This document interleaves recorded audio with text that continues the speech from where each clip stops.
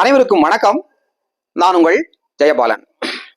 இன்றைக்கு மனித குலத்தை மிகவும் அச்சுறுத்தக்கூடிய விஷயங்கள், நோய்கள் அப்படின்னு பார்த்தீங்கன்னா தொற்றாத வாழ்வியல் நோய்கள்.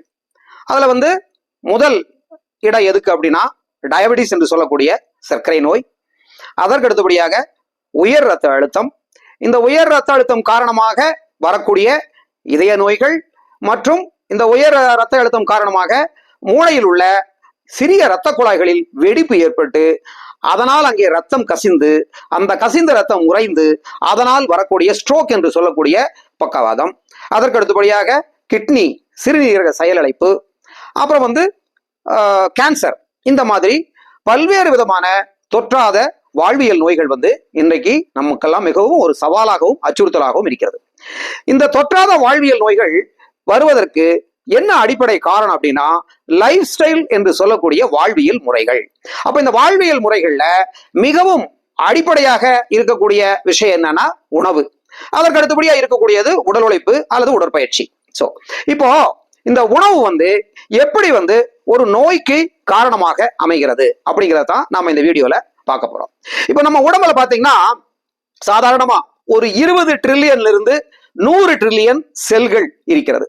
இந்த செல் அப்படின்னா என்ன அப்படின்னா, இப்போ ஒரு மிகப்பெரிய ஒரு கட்டிடம், ஒரு மிக பிரம்மாண்டமான கட்டிடம், ஒரு 50-100 அறைகள் கொண்ட ஒரு கட்டிடம் இருக்கு அப்படின்னா அந்த கட்டிடத்தை தாங்கி நிற்கக்கூடிய அஸ்திவாரம், பில்லர்ஸ், செங்கல், காங்கிரீட், இந்த மாதிரி எல்லாம் சேர்ந்த அந்த கட்டமைப்பு, அந்த ஸ்ட்ரக்சரை தான் நாம என்ன சொல்றோம், செல் கட்டமைப்பு என்று நம்ம சொல்லுறோம். நம்ம உடம்பை பொறுத்த வரைக்கும் இந்த செல்லு தான் நம்ம உடம்புங்கிற அந்த ஸ்ட்ரக்சரை தாங்கி நிற்கக்கூடிய ஒரு கட்டமைப்பு. நம்ம 1 ட்ரில்லியன் அப்படிங்கிறது பாத்தீங்கன்னா 1 லட்சம் கோடி. அப்போ ஆவரேஜா 20 ட்ரில்லியன்ல இருந்து 100 ட்ரில்லியன் வரைக்கும் மனிதனுடைய உடம்புல செல்கள் இருக்கு.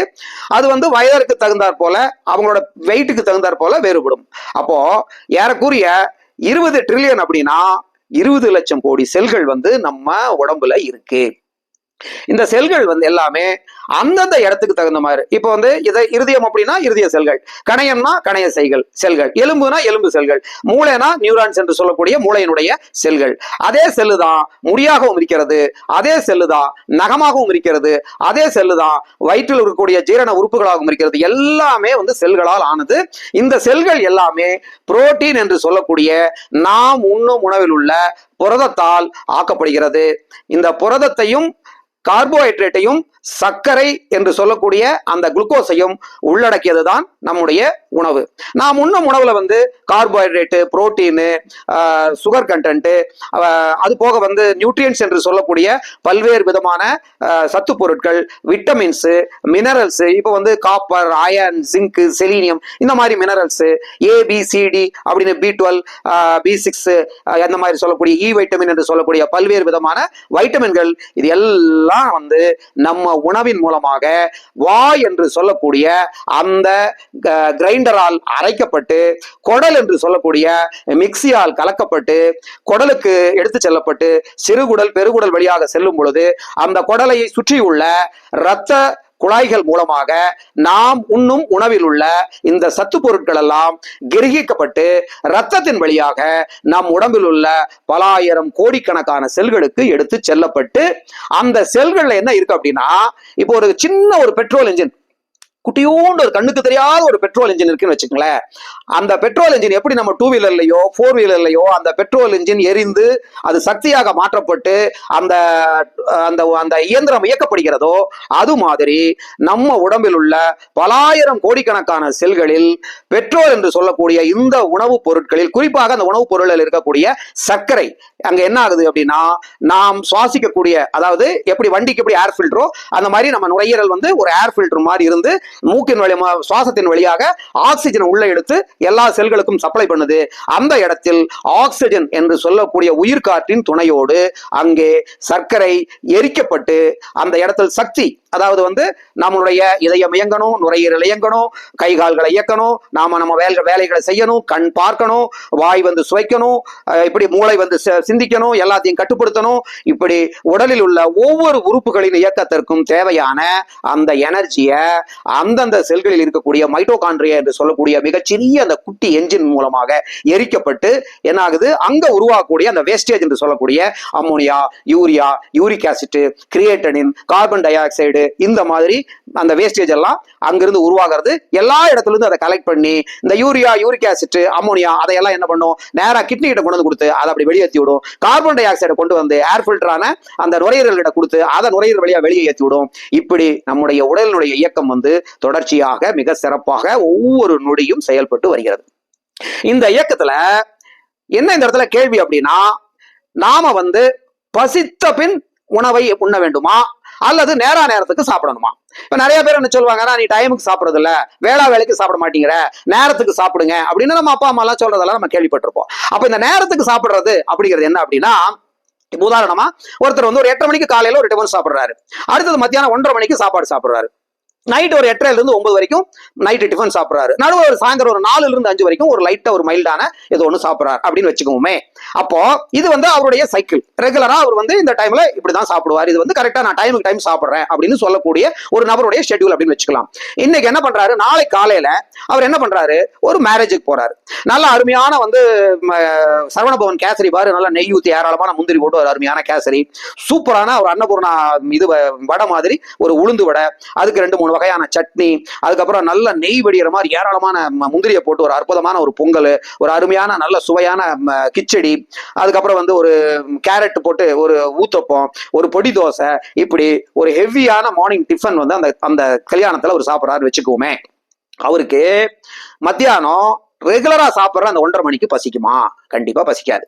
ஏன் அப்படின்னா, நாம சாப்பிட்ட சாப்பாட்டுல நாம எக்ஸஸ் ஆன கார்போஹைட்ரேட்டையும் புரோட்டீனையும் ஃபேட் என்று சொல்லக்கூடிய அந்த நெய் எண்ணெய் பொருட்களையும் நாம அதிகமா வந்து நம்ம உடம்பு கொடுத்துட்டோம். அப்போ இந்த உடம்பு வந்து அந்த பொருட்களை எல்லாம் உள்வாங்கி அது ரத்தத்துல அடுத்த ஒரு 5-6 மணி நேரம் வந்து நம்மளுடைய அந்த செல்களுக்கு தேவையான சக்தியை கொடுத்துட்டு இருக்கும்.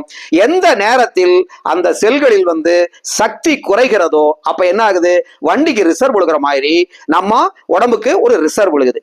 அந்த ரிசர்வ் விழுந்த உடனேயே நம்ம உடம்பு என்ன பண்ணும், அந்த செல்கள் இருந்து நேரம் மூளைக்கு வந்து தகவல் போகும். என்ன தகவல் போகும்னா, அப்பா ரிசர்வ் விழுந்துருச்சு, நீ அடுத்தது ஒரு 1/2 மணி நேரம் 1 மணி நேரம் தான் என்னால தாக்கு பிடிக்க முடியும், இதுக்கு மேல நீ உடனடியா உணவு சப்ளை கொடுக்கலனா, பெட்ரோல் சப்ளை கொடுக்கலனா என்னால செயல்பட முடியாதுன்னு அந்த உடம்பில் உள்ள பல லட்சம் கோடிகள் செல்களில் இருந்து தகவல் என்னாகும், நேரா நரம்புகள் வழியாக மூளைக்கு போகும். மூளையில பசியை கட்டுப்படுத்தக்கூடிய ஹைப்போதாலமஸ் என்ற பகுதி உடனே என்ன பண்ணும், அங்கிருந்து பழையபடி அது என்ன பண்ணும், நரம்புகள் வழியாக ஒரு சிக்னல் அனுப்பும்.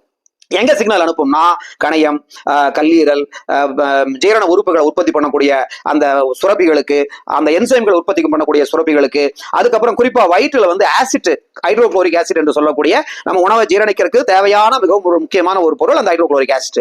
அந்த ஆசிட்டை உற்பத்தி பண்ணு அப்படின்னு சொல்லி அந்த ஆசிட் எல்லாம் உற்பத்தி ஆனோடனே நமக்கு என்ன ஆகும், வயிறு கப்ப கப்ப கப்பக்கமான்னு பசிக்க ஆரம்பிக்கும். அந்த பசி என்ற உணர்வு நமக்கு தோற்றுவிக்கும்.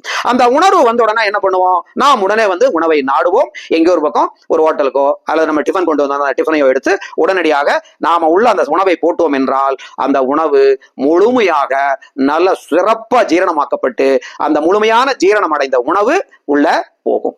அதுவே வந்து இன்னைக்கு காலையில எக்ஸஸா நம்ம வந்து நிறைய சாப்பிட்டு இருக்கிறோம், அதனால வந்து மத்தியானம் 1:30 மணிக்கு பசிக்குமா அப்படின்னா பசிக்காது. ஆனாலும் நம்ம என்ன பண்ணுவோம், அந்த 1:30 மணிக்கு ரெகுலரா சாப்பிட்ற டைம் படி அந்த கொண்டு வந்திருக்கிற டிஃபனையோ அல்லது ஒரு மெஸ்ஸுக்கு போயோ ரெகுலரா சாப்பிட்ற மாதிரி மறுபடியும் என்ன பண்றோம், உணவை வந்து உள்ள வயிற்றுக்குள் திணிக்கிறோம். இந்த இடத்துல நம்ம அந்த வார்த்தையை ரொம்ப ஏன் ஸ்ட்ரெஸ் பண்ணி சொல்றோம்னா, இப்ப வயிற்றுக்கு உணவு தேவையில்லை, உடம்புக்கு உணவு தேவையில்லை, ஏற்கனவே சாப்பிட்ட காலையில சாப்பிட்ட உணவு சத்துக்களை வந்து இன்னும் ரத்தத்துல சுத்திக்கிட்டு இருக்குது.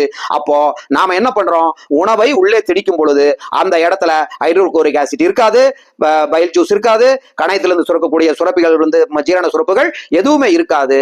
அப்போ வெறுமனே அந்த அந்த இதுல வயிற்றுல போய் அந்த உடல் அந்த அந்த உணவு வந்து செரிக்கப்படாம செரிக்கப்படாமல் அப்படியே குடலுக்கு போய் அங்கேயும் செரிக்கப்படாமல் என்ன ஆகும்னா அந்த உணவு அழுகி நாற்றம் எடுத்து அதில் பல ஹைட்ரஜன் சல்பைடு, கார்பன் மோனாக்சைடு போன்ற நச்சு வாயுக்கள் உருவாக்கப்படும். இந்த நச்சு வாயுக்கள் என்ன ஆகும் அப்படின்னா அது மலக்குடல் வழியாக பயணப்பட்டு மலத்துவாரம் வழியாக வெளியேற்றப்படும் பொழுது என்ன ஆகும், அந்த மலத்துவாரத்தை சுற்றியுள்ள பகுதிகள் சிறிது சிறிதாக அரிக்கப்பட்டு அந்த இடத்துல ஃபிஷர்ஸ், பைல்ஸ், அதற்கு அடுத்தபடியா ரெக்டம் கேன்சர் என்று சொல்லக்கூடிய அந்த மலக்குடல் கேன்சரும் உருவாகக்கூடிய வாய்ப்பு இருக்கிறது. அதே மாதிரி குடல்ல தொடர்ந்து இந்த மாதிரி உணவு ஜீரணமாகாத உணவு நாற்றம் எடுத்து குடல்ல புண்களை உருவாக்கி குடல்ல அலர்ச்சியை உருவாக்கி அந்த இடத்துலயும் குடல் கேன்சர், இந்த மாதிரி பலவிதமான கேன்சர்கள் வருவதற்கும் இது ஒரு வாய்ப்பாக அமைகிறது.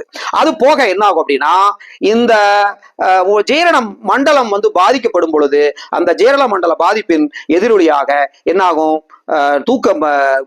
தூக்கமின்மை போன்ற பிரச்சனைகள் வரும். அது போக ஒரு ஒரு முறையற்ற ஒரு சைக்கிள் உடம்புல உருவாகி என்ன ஆகும் அப்படின்னா நம்முடைய ஒட்டுமொத்த சிஸ்டத்தையுமே அது கொலாப்ஸ் பண்ணி பலவிதமான அடுத்தடுத்த நோய்களுக்கு அது வழிவகுக்கும். அப்போ உணவை வள்ளுவர் என்ன சொல்றார் அப்படின்னா, மருந்து என வேண்டாவாம் யாக்கைக்கு அருந்தியது அற்றது போற்றி உணின் அப்படின்னு சொல்றாரு. அதாவது உடம்புக்கு நீங்க மருந்துன்னு எதுவுமே வேண்டாம், அருந்தியது அற்றது. நம்ம ஏற்கனவே சாப்பிட்ட உணவு ஜீரணமானதுக்கு பின்னால மறுபடியும் எப்ப பசிக்கிறதோ அப்பொழுது நீங்கள் உணவை உண்டு வந்தீர்கள் என்றால் உடம்பிற்கு தனியாக நோய்கள் என்று எதுவும் வராது. அதனால் உங்கள் உடம்பிற்கு மருந்து என்று தனியாக எதுவும் தேவைப்படாது அப்படின்னு திருவள்ளுவர் ரொம்ப தெளிவாக இந்த உணவை பற்றி சொல்றாரு. அப்ப பசித்து புசி அப்படிங்கிற அந்த இரண்டு வார்த்தையை நம்ம ஒரு மந்திரமாக கடைபிடித்து எப்பொழுது நமக்கு பசிக்கிறதோ அப்பொழுது மட்டும்தான் அளவான அளவில் உணவை உண்ண வேண்டும். அதே மாதிரி பசிக்கும் பொழுது உணவை உண்ணாமல் இருந்தால் அது என்ன ஆகும் அப்படின்னா வயிற்றில் உருவான அந்த ஆசிட் கீழே குடலுக்கு போச்சுன்னா அது குடலை அரித்து புண்களை உண்டாக்கி அல்சரா மாறி அது குடல் கேன்சரா மாறுறதுக்கு வாய்ப்பு இருக்கு. அதுவே அந்த இரைப்பையிலிருந்து மேல வந்துச்சுன்னா அது அசிடிட்டியா மாறி இந்த பகுதியில் இருக்கக்கூடிய அந்த உள்ளுக்குள்ள அந்த உணவு குழாய்களை எல்லாம் அலர்ச்சி செய்து அந்த இடத்துல பூரா அரிச்சு அந்த நெஞ்சு எரிச்சலை உண்டாக்கி அந்த குழாய்களை எல்லாம் சுருக்கி அந்த வால்வை எல்லாம் அலன்று போக செய்து இப்படி பலவிதமான பிரச்சனைகள் வரும். அது தொண்டை வரைக்கும் நுரையீரலுக்குள்ளேயும் போய் பலவிதமான பிரச்சனைகள் ரத்தத்தில் கலந்து அதுவும் பலவிதமான நோய்களை உண்டாக்கும். ஆகவே நண்பர்களே, பசித்து புசித்து நம்முடைய ஆரோக்கியத்தை நாம் என்றுமே மேம்படுத்தி ஒரு நோயற்ற வாழ்வை நாம் உறுதிப்படுத்துவோம் என்ற ஒரு கருத்தை முன்வைத்து அனைவரும் நல்ல நலமுடனும் வளமுடனும் சிறப்புடனும் வாழ்வாங்கு வாழ வேண்டும் என்று வாழ்த்தி, இந்த வீடியோ உங்களுக்கு பிடிச்சிருந்தால் நம்முடைய சேனலை சப்ஸ்கிரைப் பண்ணி இந்த வீடியோனுடைய லிங்கை உங்களுடைய நண்பர்களுக்கும் உறவினர்களுக்கும் அனுப்பி ஆதரவு தர வேண்டும் என்று கேட்டு விடைபெறுகிறேன். நன்றி, வணக்கம்.